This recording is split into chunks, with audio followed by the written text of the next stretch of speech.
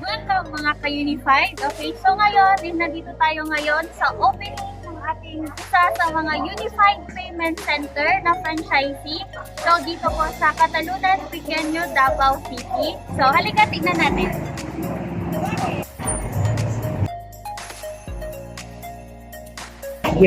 In the name of the Father, the Son, and the Holy Spirit. Amen.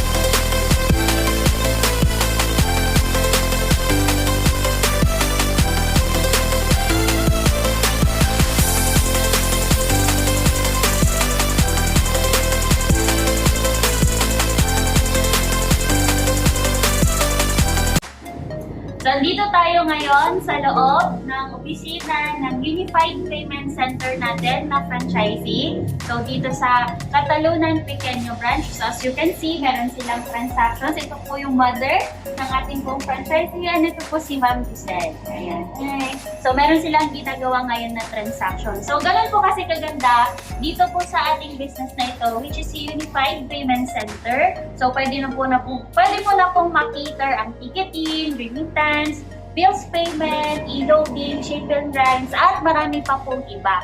So, ang pinakamaganda pa po dyan, ito po ay lifetime.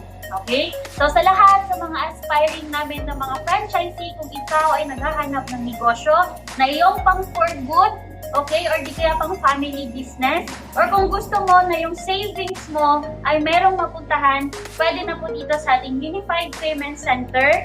Okay, just contact nyo lang po yung taong na nag-send sa inyo ng link, or para po malaman ninyo kung ano po yung inclusion pa ng negosyo ito.